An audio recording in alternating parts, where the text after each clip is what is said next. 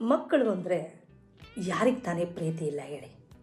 Especially ನಮ್ಮ ಮಕ್ಕಳು ಅಂದರೆ ನಮಗೆ ತುಂಬಾ ಮುತುವರ್ಜಿ, ಕಾಳಜಿ, ಪ್ರೀತಿ, ಮಮತೆ, ಕರುಣೆ ಎಲ್ಲವೂ ಇರುತ್ತೆ. ಎಸ್ಪೆಷಲಿ ಅಮ್ಮಂದಿರಿಗಂತೂ ತುಸು ಜಾಸ್ತಿನೇ ಇರುತ್ತೆ ತಂದೆಗಿಂತ. ಕಲಿಯುಗದಲ್ಲಿ ನಮ್ಮ ಮಕ್ಕಳನ್ನು ನಾವು ಹೇಗೆ ಪ್ರೀತಿ ಮಾಡ್ತಾ ಇದ್ದೀವಿ ಎಂದಾದರೂ ಯೋಚನೆ ಮಾಡಿದ್ದೀರಾ?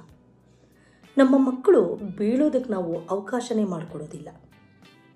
ಯಾಕೆಂದರೆ ತುಂಬ ಪ್ರೀತಿ. ಈಗಂತೂ ಒಂದೋ ಎರಡೋ ಮಕ್ಕಳು ಸಾಕು ಅನ್ಸ್ಕೊತಾ ಇದ್ದೀವಿ. ಹಾಗಾಗಿ ಇರೋ 2 ಮಕ್ಕಳು, ಇರೋದೊಂದು ಮಗು, ನಾನು ತುಂಬ ಕಾಳಜಿಯಿಂದ ನೋಡ್ಕೋಬೇಕು ಅಂತ ಅವುಗಳಿಗೆ ಯಾವುದೇ ಕೆಲಸ ಕಾರ್ಯಗಳನ್ನು ನಾವು ಕಲಿಸೋದಕ್ಕೆ ಹೋಗ್ತಾ ಇಲ್ಲ. ಮತ್ತು ಸ್ವಯಾರ್ಜಿತವಾಗಿ ಅವೇ ಏನಾದರೂ ಮಾಡ್ತೀವಿ ಅಂದರೆ ಬೇಡ ಬೇಡ ಬೇಡ, ಏನಾದರೂ ಪ್ರಾಬ್ಲಮ್ ಮಾಡ್ಕೊಂಬಿಟ್ರೆ, ಒಂದು ಗಾಡಿ ಕಲಿತೀನಿ ಅಂದರೆ ಬೇಡ ಕಲಿಬೇಡ, ಬಿದ್ದರೆ, ಒಂದು ಏನಾದರೂ ಅಡ್ವೆಂಚರ್ ಮಾಡ್ತೀನಿ ಅಂದರೆ ಬೇಡಪ್ಪ, ಇರೋನೊಬ್ಬ ಗತಿ ಏನು ಅಂತ. ಇಷ್ಟೆಲ್ಲ ಕೇರಿಂಗು ತುಂಬಾ ಮಕ್ಕಳ ಬಗ್ಗೆ ಎಷ್ಟರ ಮಟ್ಟಿಗೆ ಸರಿ? ಮಕ್ಕಳು ಬೀಳದೇ ಎದ್ದೇಳೋದು ಹೇಗೆ? ಮಕ್ಕಳಿಗೆ ಬೀಳೋ ಬೆಲೆ, ಭಯ ಗೊತ್ತಾದಾಗ ಏನಾಗುತ್ತೆ? ನೆಕ್ಸ್ಟ್ ಟೈಮು ಬೀಳೋದಕ್ಕೆ ಹೋಗೋದಿಲ್ಲ. ಒಂದು ಸಾರಿ ಕೂಡ ಅವರು ಬೀಳದೆ ನಾವೇ ಅಡ್ವೈಸ್ ಮಾಡ್ತಾ ಇದ್ರೆ ಪ್ರತಿ ಸಾರಿ ನೀನು ಬೀಳ್ತೀಯಾ, ಬಿದ್ದಾಗ ಪೆಟ್ಟಾಗುತ್ತೆ, ಆ ನೋವನ್ನು ನೀನು ಸಹಿಸ್ಕೊಳ್ಳೋದಿಲ್ಲ ಅಂತ ಹೇಳಿದಾಗ ಮಕ್ಕಳು ಕೇಳಬೇಕು ಅನ್ನೋ ಎಕ್ಸ್ಪೆಕ್ಟೇಷನು ಇವತ್ತಿನ ಕಾಲದ ತಂದೆ ತಾಯಿಗೆ ತುಸು ಹೆಚ್ಚಾಗಿದೆ. ಒಂದನ್ನು ಅರ್ಥ ಮಾಡ್ಕೊಳ್ಳಿ, ಪೆಟ್ಟು ಅಂದ್ರೇನು ಅಂತ ಮಕ್ಕಳಿಗೆ ಅರ್ಥ ಆಗೋದು ಹೇಗೆ? ತರಚು ಗಾಯ ಅಂದ್ರೇನು?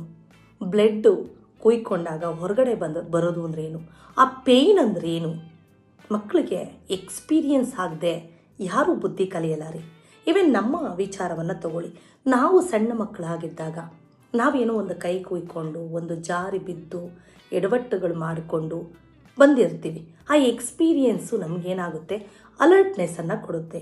ನಾವು ಇಲ್ಲಿ ಬೀಳಬಾರ್ದು, ಪೆಟ್ಟಾಗುತ್ತೆ, ನೋವಾಗುತ್ತೆ, ಹುಷಾರಾಗಿರಬೇಕು, ಜಾಗರೂಕತೆಯಿಂದ ಕೆಲಸ ಮಾಡಬೇಕು ಅನ್ನೋ ಪರಿಜ್ಞಾನ ನಮ್ಮಲ್ಲಿ ಮೂಡಿರುತ್ತೆ. ಯಾಕೆ ಅಂದರೆ ನಮಗೆ ಎಕ್ಸ್ಪೀರಿಯೆನ್ಸ್ ಆಗಿದೆ. ಬಿದ್ದು ಪೆಟ್ಟು ತಿಂದು ಅದರ ಅನುಭವ ಆಗಿರೋದಕ್ಕೆ ನಾವು ತುಂಬ ಅಲರ್ಟ್ ಆಗಿದ್ದೀವಿ. ಸೊ ಅದೇ ರೀತಿ ಇಂದಿನ ಕಾಲದ ಮಕ್ಕಳು ಕೂಡ ಅವರು ಸೈಕಲಲ್ಲಿ ಬೀಳಬೇಕು, ಬೈಕಲ್ಲಿ ಬೀಳಬೇಕು. ಆಗ ಅವ್ರಿಗೆ ಎಕ್ಸ್ಪೀರಿಯೆನ್ಸ್ ಆಗುತ್ತೆ, ಇದು ಪೆಟ್ಟಾಗುತ್ತೆ. ನಾಳೆ ಎಲ್ಲಾದರೂ ರೋಡ್ ಸೆಂಟರಲ್ಲಿ ಬಿದ್ದರೆ ಹೆಲ್ಮೆಟ್ ಹಾಕ್ತೇ ಇದ್ದರೆ ನಮ್ಮ ಜೀವಕ್ಕೆ ಕೂತು ಬರುತ್ತೆ. ಅಮ್ಮ ಇದನ್ನೇ ನಮಗೆ ಪರಿಪರಿಯಾಗಿ ಹೇಳಿದ್ದು. ಆಗ ನಾವು ಮಕ್ಕಳು ಅರ್ಥಕೋತಾರೆ.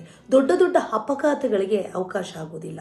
ನಾವೇನು ಮಾಡ್ತೀವಿ, ಮನೆ ಬಾಗಿಲಲ್ಲಿ ಸೈಕಲ್ ತೊಳಿಬೇಕಾದ್ರೆ, ಮನೆ ಬಾಗಿಲಲ್ಲಿ ಸ್ಕೂಟ್ರನ್ನ ಓಡಿಸ್ಬೇಕಾದ್ರೆ ಬೇಡ ಬೇಡ ಬೇಡ, ಹುಷಾರಪ್ಪ, ಬಿದ್ದುಬಿಡ್ತೀಯಾ, ಜಾರ್ಬಿಡ್ತೀಯಾ, ಗಾಯ ಆಗುತ್ತೆ ಅಂತ ಅತಿರೇಕದ ವರ್ತನೆ ತೋರಿಸಿದಾಗ ಮಕ್ಕಳು ಅಯ್ಯೋ ಅಮ್ಮ ಎಲ್ಲಿ ಬೇಜಾರು ಮಾಡ್ಕೊಂಡ್ಬಿಡ್ತಾಳೋ, ಅಪ್ಪ ಎಲ್ಲಿ ನೋವು ತಿಂತಾರೋ, ನಾನು ಹುಷಾರಾಗಿ ಜಾಗರೂಕತೆಯಿಂದ ಇಲ್ಲಿ ಓಡಾಡೋಣ ಅಂತ ಹೇಳಿ ನಮ್ಮ ಮುಂದೆ ಬೀಳೋದಿಲ್ಲ.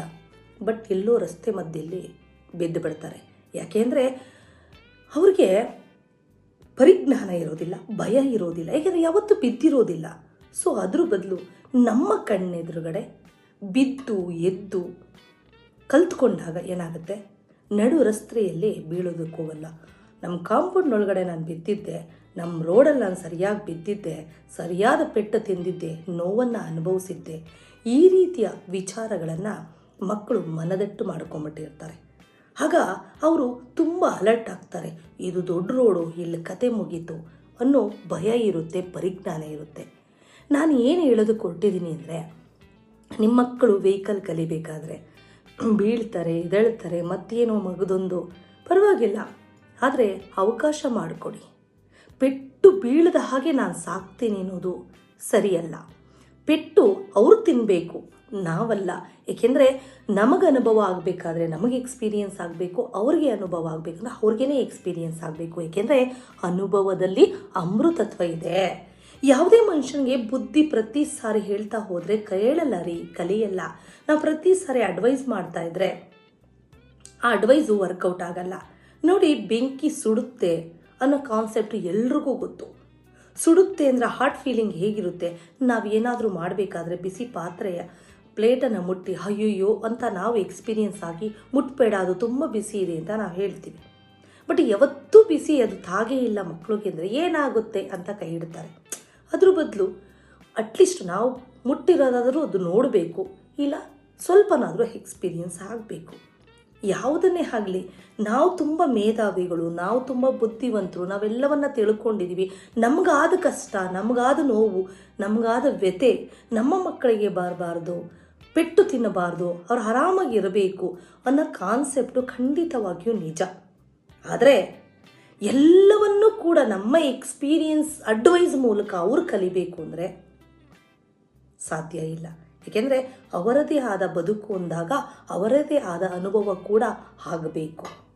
ಹೌದಲ್ವಾ? ಸಬ್ಸ್ಕ್ರೈಬ್ ಮಾಡ್ಕೊಳ್ಳೋದನ್ನ ಮರಿಬೇಡಿ.